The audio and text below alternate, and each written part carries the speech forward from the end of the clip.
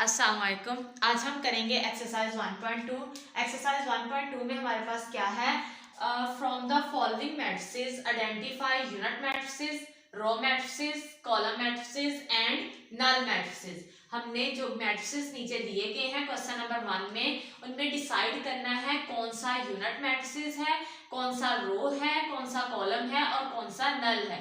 ये जो types of matrices मैंने अपनी लास्ट वीडियो में करवाई है ना, उन्हीं डेफिनेशंस के अकॉर्डिंग हमने इसमें से डिसाइड करके बताना है।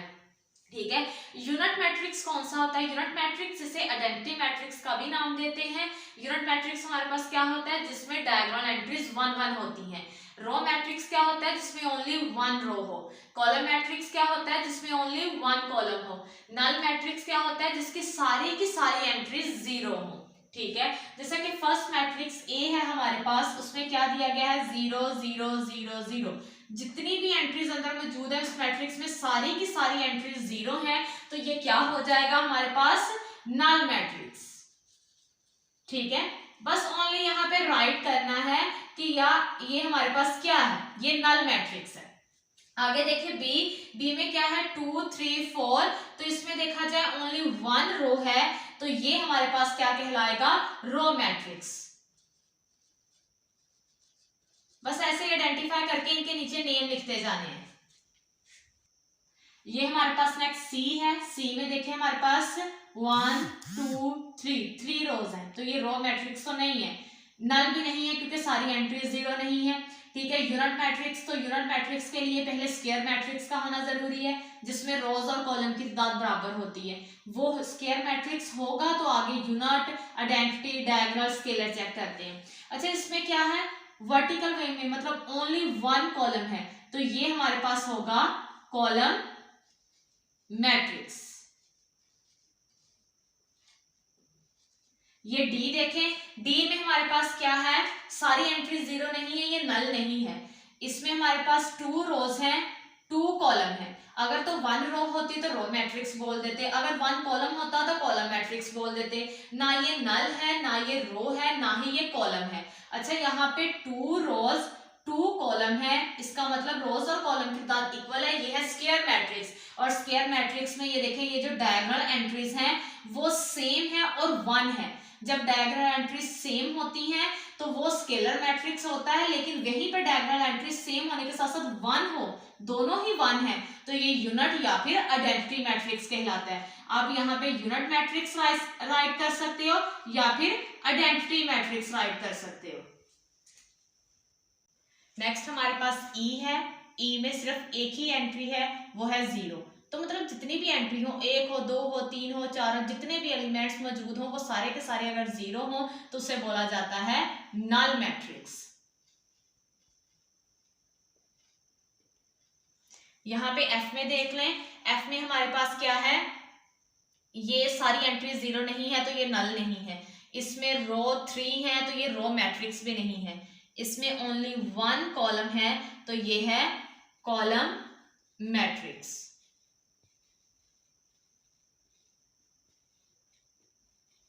ठीक है, इसके साथ ही क्वेश्चन 1 कंप्लीट हो गया। नेक्स्ट है हमारे पास क्वेश्चन नंबर 2। इसमें भी हमने आइडेंटिफाई ही करना है, जो भी नीचे मैट्रिसेस दिए गए हैं, टोटल 9 पार्ट्स हैं, हमने आइडेंटिफाई करना है इसमें से आइडेंटिटी मैट्रिक्स कौन सा है, रो मैट्रिक्स कौन सा है, कॉलम मैट्रिक्स कौन सा है, नल मैट्रिक्स कौन सा है, स्क्वायर मैट्रिक्स कौन सा है एंड रेक्टेंगुलर मैट्रिसेस कौन से हैं।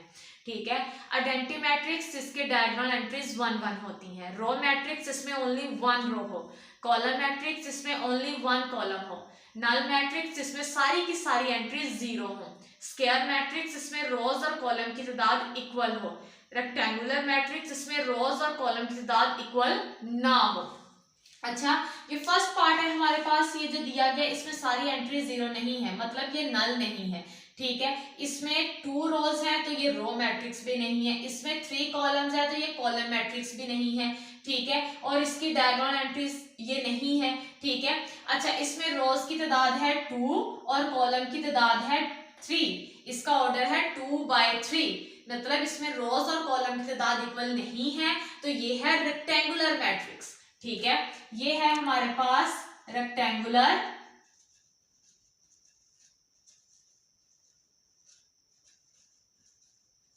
ये है हमारे पास रेक्टेंगुलर मैट्रिक्स, ठीक है। इसके अलावा ये और कोई भी नहीं बनता। अगर ये स्क्वायर होता तो फिर इसकी डायगोनल एंट्रीज चेक कर लेते कि वो 1 1 है या नहीं। तो ये तो स्क्वायर ही नहीं है, ये तो रेक्टेंगुलर है, ठीक है। इसका मतलब ये आइडेंटिटी नहीं है, और बाकी मैंने आपको पहले ही चेक करके बता दिए थे। आगे जो सेकंड है, सेकंड में देखें हमारे पास क्या है कि सारी एंट्रीज 0 नहीं है, तो ये नल नहीं है, ठीक है। और इसमें जो है 3 रोज है, तो ये रो मैट्रिक्स नहीं है। इसमें ओनली 1 कॉलम है, तो ये कॉलम मैट्रिक्स है,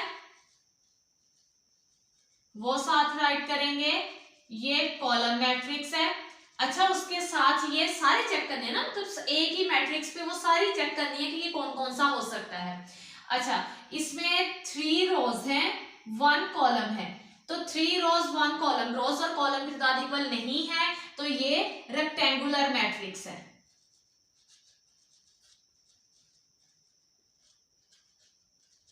ये कॉलम मैट्रिक्स भी है और ये रेक्टेंगुलर मैट्रिक्स भी है। अच्छा, अगर ये रेक्टेंगुलर है तो ये स्क्वायर नहीं है, स्क्वायर नहीं है तो वो आइडेंटिटी नहीं है, क्योंकि स्क्वायर आइडेंटिटी के लिए स्क्वायर होना जरूरी है। पहले स्क्वायर होगा, फिर उसकी डायगोनल एंट्रीज 1 1 चेक करेंगे, ठीक हो गया। आगे जो थर्ड पार्ट है, इसमें हमारे पास देखिए सारी एंट्रीज 0 नहीं है, तो ये नल मैट्रिक्स नहीं है।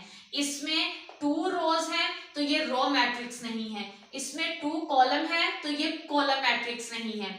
इसमें 2 रोज 2 कॉलम है, तो रोज और कॉलम की तादाद इक्वल है, तो ये स्क्वायर मैट्रिक्स है। अगर ये स्क्वायर मैट्रिक्स है तो ये रेक्टेंगुलर नहीं है। जो मैट्रिक्स स्क्वायर होगा वो रेक्टेंगुलर नहीं होगा, और जो रेक्टेंगुलर होगा वो स्क्वायर नहीं होगा।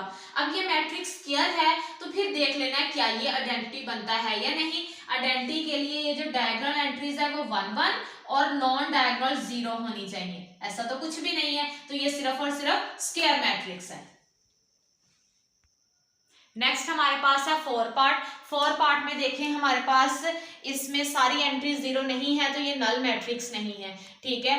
इसमें हमारे पास 2 रोज हैं, तो ये रो मैट्रिक्स नहीं है। इसमें 2 कॉलम है, तो ये कॉलम मैट्रिक्स नहीं है।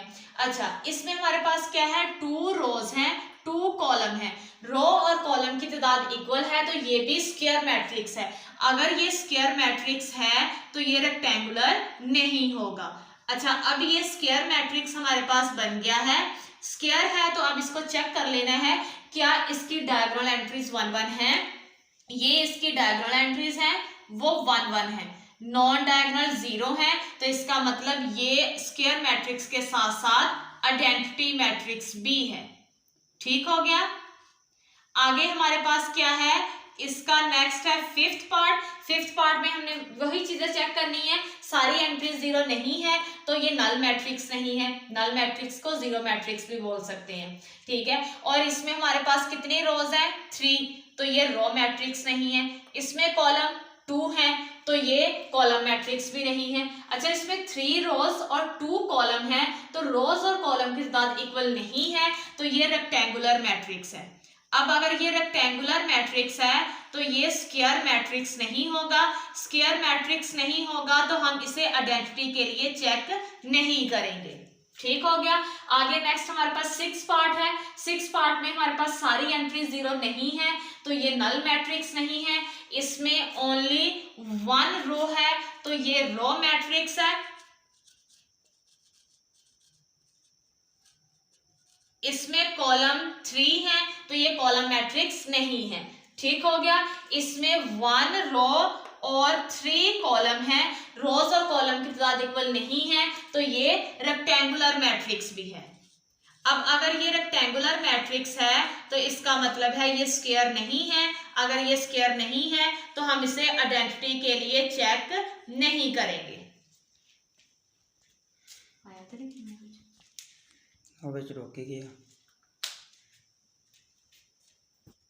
नेक्स्ट हमारे पास 7 पार्ट है। 7 पार्ट में सारी एंट्रीज 0 नहीं है, तो ये नल मैट्रिक्स नहीं है।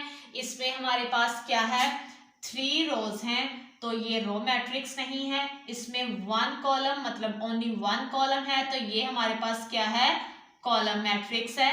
अच्छा, इसमें क्या है, 3 रोज और इसमें 3 रोज और 1 कॉलम है, इसमें रोज और कॉलम की तादाद इक्वल नहीं है, तो ये रेक्टेंगुलर मैट्रिक्स है।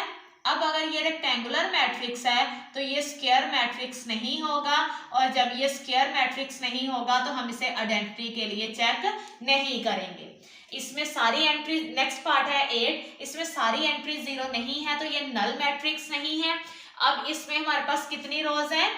3, तो ये रो मैट्रिक्स भी नहीं है। इसमें कॉलम कितने हैं? 3, तो ये कॉलम मैट्रिक्स भी नहीं है, क्योंकि रो मैट्रिक्स के लिए 1 रो, कॉलम मैट्रिक्स के लिए 1 कॉलम होना चाहिए। यहाँ पे 3 रोज और 3 कॉलम है, इसका मतलब रोज और कॉलम की तादाद इक्वल है, ये स्क्वायर मैट्रिक्स है। अब अगर ये स्क्वायर मैट्रिक्स है तो रेक्टेंगुलर नहीं होगा, ठीक है, लेकिन हम इसे आइडेंटिटी के लिए चेक कर सकते हैं। आइडेंटिटी के लिए डायगोनल एंट्रीज, फर्स्ट रो का फर्स्ट, सेकंड रो का सेकंड, थर्ड रो का थर्ड, इसमें सारी एंट्रीज 1 नहीं है और नॉन डायगोनल भी सारी 0 नहीं है, तो ये आइडेंटिटी मैट्रिक्स नहीं है, ये अकेला स्क्वायर मैट्रिक्स है। आगे 9 पार्ट, लास्ट वाला पार्ट, इसमें सारी की सारी एंट्रीज जो भी दी गई हैं वो 0 हैं, इसे हम नल मैट्रिक्स कहेंगे। और इसके साथ और भी देख लेते हैं कि कुछ और तो नहीं बनता। इसमें कितनी रोज बन रही हैं? 3, तो ये रो मैट्रिक्स नहीं है। इसमें कॉलम बन रहे हैं 2, तो ये कॉलम मैट्रिक्स भी नहीं है। अच्छा, इसमें 3 रोज और 2 कॉलम है, रोज और कॉलम की तादाद इक्वल नहीं है, तो ये रेक्टेंगुलर मैट्रिक्स है। अब ये रेक्टेंगुलर मैट्रिक्स है तो ये स्क्वायर तो नहीं होगा, स्क्वायर नहीं है तो आइडेंटिटी के लिए चेक नहीं करेंगे। वैसे ये मैट्रिक्स आइडेंटिटी हो भी नहीं सकता, ठीक है, अगर स्क्वायर हो भी जाता तो। अगर ये मैट्रिक्स स्क्वायर होता फिर भी ये आइडेंटिटी नहीं हो सकता था, क्यों? क्योंकि ये नल मैट्रिक्स है। नल मैट्रिक्स तभी होता है जब सारी एंट्री 0 होती है। ठीक हो गया। इसके साथ ही हमारा क्वेश्चन नंबर 2 भी कंप्लीट सॉल्व हो गया है। नेक्स्ट हमारे पास क्वेश्चन नंबर 3 है। इसमें भी हमने आइडेंटिफाई करना है कि डायगोनल, स्केलर और आइडेंटिटी मैट्रिक्स इनमें से कौन कौन से हैं। ठीक है, डायगोनल मैट्रिक्स क्या होता है? जिसमें डायगोनल, स्केलर या फिर आइडेंटिटी, इन तीनों के लिए हमारे पास नॉन डायगोनल एंट्री 0 ही होती हैं। ठीक है, और यहाँ पे जो डायगोनल एंट्रीज है उनमें फर्क होता है। डायगोनल एंट्रीज अगर 1 1 हो तो वो यूनिट मैट्रिक्स होता है, अगर 1 1 के अलावा कोई और वैल्यू सेम हो तो वो स्केलर होता है, और डायगोनल मैट्रिक्स के लिए कोई एक एंट्री भी नॉन जीरो हो जाए, एटलीस्ट 1 एंट्री जो है वो नॉन जीरो हो। कौन सी? डायगोनल में से। पहला ए है, ए में देखें तो ये जो डायगोनल एंट्रीज हैं वो सेम है, 4 4, तो ये होगा स्केलर मैट्रिक्स। क्योंकि डायगोनल एंट्री सेम है तो इसे स्केलर मैट्रिक्स बोलेंगे। अगर यहीं पे 1 1 होता तो ये यूनिट या फिर आइडेंटिटी मैट्रिक्स होता।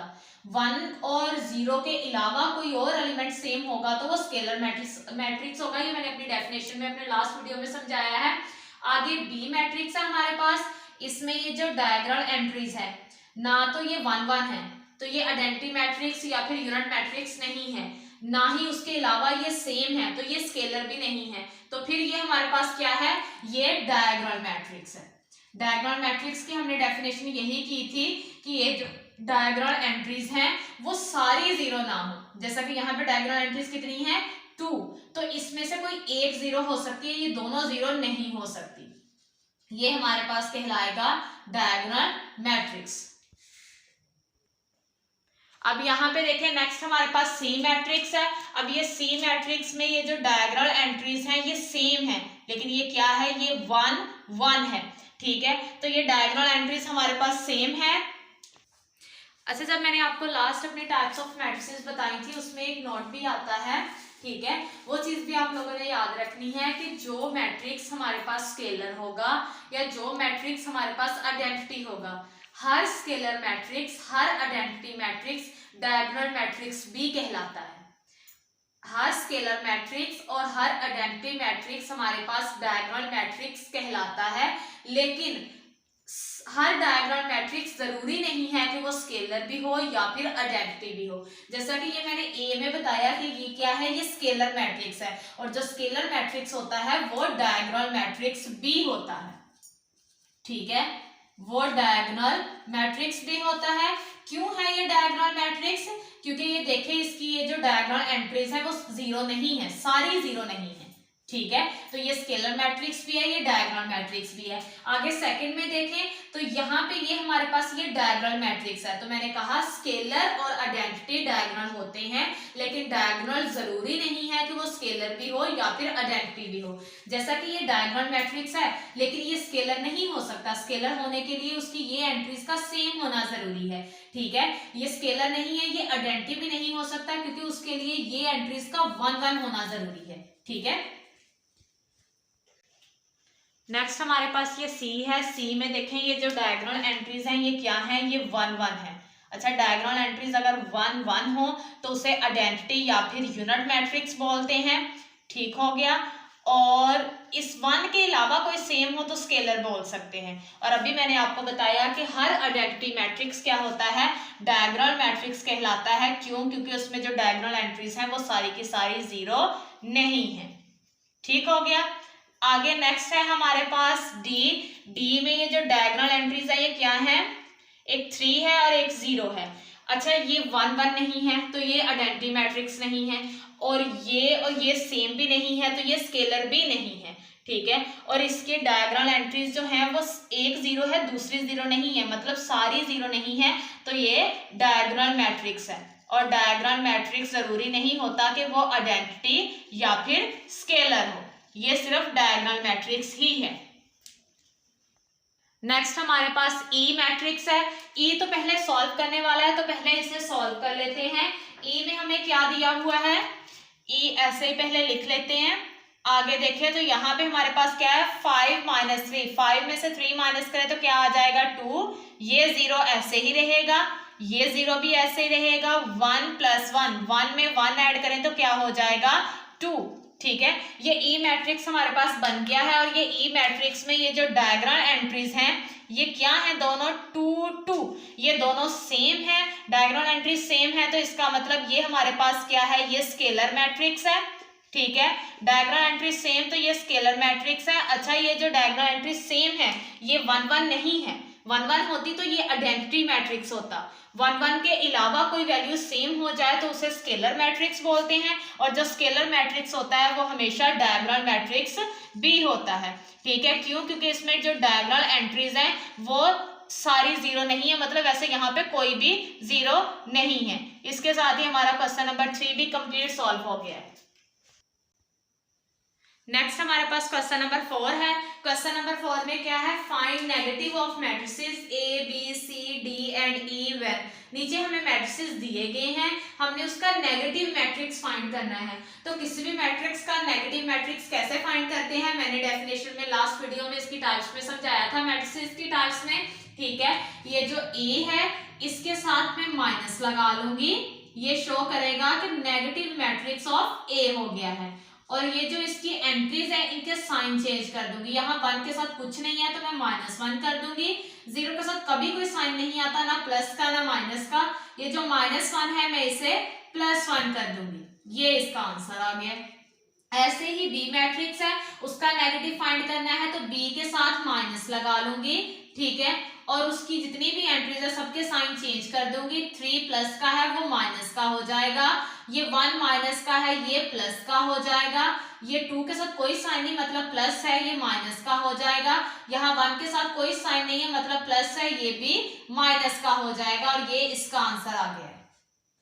नेक्स्ट हमारे पास सी मैट्रिक्स है, आपने इसका नेगेटिव लेना है तो सी के साथ माइनस लगा लेंगे। ठीक है, और ये जो एंट्रीज है इनके साइन चेंज करेंगे, यहाँ 2 के साथ प्लस है तो ये -2 हो जाएगा। 6 के साथ कोई साइन नहीं मतलब प्लस है, ये -6। ऐसे ही 3 के साथ भी प्लस है, ये -3। ऐसे ही 2 के साथ भी प्लस है, ये -2 हो जाएगा। डी आगे है हमारे पास, इसका नेगेटिव लेना है तो यहाँ डी के साथ माइनस लगा देंगे और इसकी एंट्रीज के साइन चेंज कर देंगे। 3 माइनस का प्लस का हो जाएगा, 2 प्लस का ये माइनस का हो जाएगा, 4 माइनस का ये भी प्लस का हो जाएगा, ये जो 5 प्लस का है ये माइनस का हो जाएगा। ये हमारे पास इसका आंसर आ गया है। नेक्स्ट हमारे पास ई मैट्रिक्स है, जब हमें इसका नेगेटिव लेना है तो ई के साथ माइनस लगा लेंगे। ठीक है, और इसकी जितनी भी एंट्रीज है उन सबके साइन चेंज कर देंगे। यहाँ 1 के साथ कोई साइन नहीं, मतलब प्लस है, इसके साथ माइनस आ जाएगा। यहाँ 5 के साथ माइनस है, इसको चेंज करेंगे तो इसके साथ प्लस आ जाएगा। यहाँ 2 के साथ कोई साइन नहीं, मतलब यहाँ प्लस है तो इसको चेंज करेंगे तो माइनस आ जाएगा। यहाँ 3 के साथ कोई साइन नहीं है, मतलब प्लस है, इसको चेंज करेंगे तो इसके साथ माइनस आ जाएगा। ये नेगेटिव ऑफ मैट्रिसेस हमारे पास कंप्लीट क्वेश्चन नंबर 4 सॉल्व हो गया है। नेक्स्ट हमारे पास क्वेश्चन नंबर 5 है। क्वेश्चन नंबर 5 में हमने क्या करना है, find the transpose of each of the following matrices. हमने ट्रांसपोज लेना है, तो ट्रांसपोज कैसे लेते हैं मैंने आपको अपनी डेफिनेशन जब काम किया था लास्ट वीडियो में वो समझाया है, ठीक है। जिस मैट्रिक्स का आपने ट्रांसपोज लेना है, यहाँ ए का लेना है, आप ए लिखेंगे, इसके ऊपर स्मॉल टी लिखेंगे, इसका मतलब है ट्रांसपोज ले रहे हो। ट्रांसपोज में क्या करते हैं, या तो रो को कॉलम में चेंज कर देते हैं या फिर कॉलम को रो में चेंज कर देते हैं, इसमें से एक काम करते हैं। ये जो दिया गया है ये इसमें ओनली 1 कॉलम है, ये कॉलम मैट्रिक्स है, इसको रो मैट्रिक्स बना देंगे 0 1 -2, ठीक हो गया। ऐसे ही हमारे पास बी है, तो बी का ट्रांसपोज लेना है, इसके ऊपर स्मॉल टी लिखूंगी, ये हमारे पास ओनली 1 रो है, मतलब ये रो मैट्रिक्स है, इस रो को कॉलम में चेंज कर दूंगी 5 1 -6, तो ये बन जाएगा कॉलम मैट्रिक्स। नेक्स्ट हमारे पास सी है, इसका ट्रांसपोज लेना है, तो सी के ऊपर ये स्मॉल टी लिखूंगी, इसमें ये जो रो है इसको कॉलम में चेंज करूंगी, और ये जो सेकंड रो है इसका भी कॉलम बना दूंगी, और ये जो थर्ड रो है इसका भी कॉलम बन जाएगा, और ये हो जाएगा इसका ट्रांसपोज, ठीक है। ये डी है, डी का ट्रांसपोज लेना है, इसके ऊपर भी स्मॉल टी लिखूंगी, और यहाँ पे ये जो रो है इसको कॉलम में चेंज कर दूंगी, और ये जो नेक्स्ट रो है इसको भी कॉलम में चेंज कर दूंगी, तो ये बन जाएगा transpose of a matrix. Next E है हमारे पास, इसका ट्रांसपोज लेना है, तो ई के ऊपर स्मॉल टी लिखूंगी, ये बताएगा ट्रांसपोज ऑफ अ मैट्रिक्स है, और इसमें हमारे पास ये जो रो है 2 3 इसका बना दूंगी कॉलम, और ये जो नेक्स्ट रो है -4 और 5 इसका भी बना दूंगी कॉलम, ये बन गया transpose of a matrix. Next हमारे पास एफ है, इसका ट्रांसपोज लेना है, एफ के ऊपर स्मॉल टी लिखेंगे, और ये जो रो है फर्स्ट रो जो है 1 2 उसको फर्स्ट कॉलम बना दूंगी, और ये जो सेकंड रो है इसको सेकंड कॉलम बना दूंगी, और ये बन जाएगा transpose of a matrix. Next हमारे पास एक्सरसाइज 1.2 का लास्ट क्वेश्चन है, क्वेश्चन नंबर 6, ठीक है। क्वेश्चन नंबर 6 में हमें वेरीफाई करने का बोला गया है, ए मैट्रिक्स और बी मैट्रिक्स दिया है, उसमें फर्स्ट पार्ट है A transpose whole transpose equal A, second part है B transpose whole transpose equal B.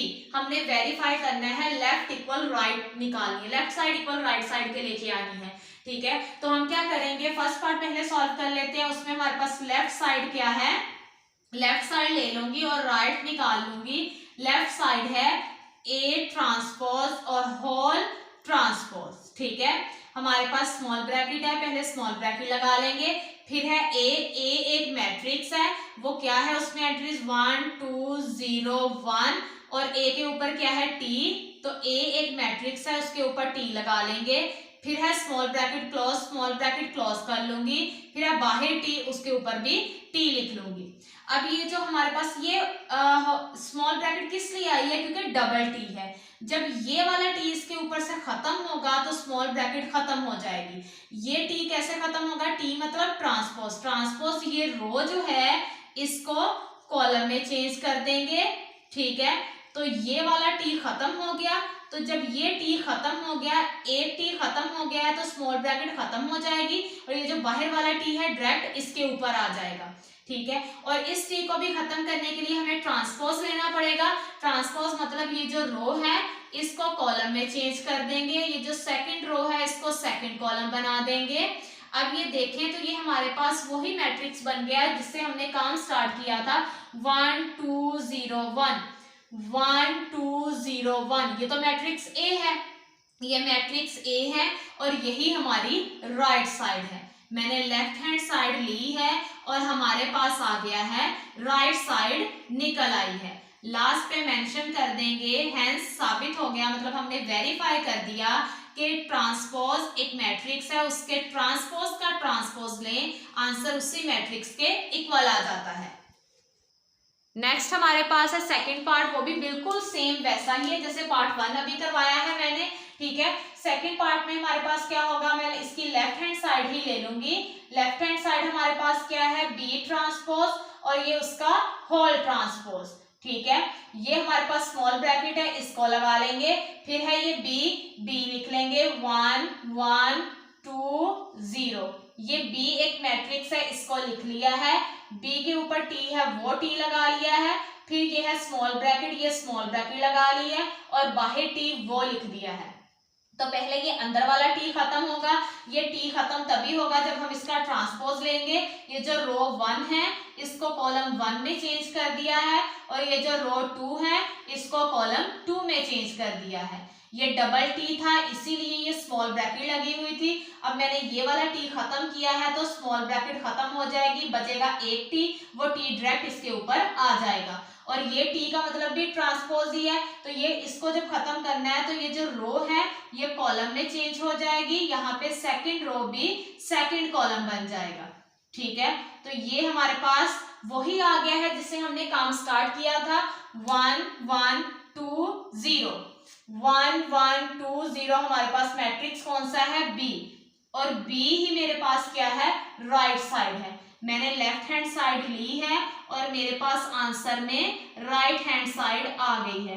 बस इसका मतलब हैंस हमने वेरीफाई कर दी है ये चीज, एक मैट्रिक्स उसके ट्रांसपोज का ट्रांसपोज लें तो वो उसी मैट्रिक्स के इक्वल आ जाता है। इसके साथ ही हमारी एक्सरसाइज 1.2 के सारे क्वेश्चन कंप्लीट सॉल्व हो गए हैं।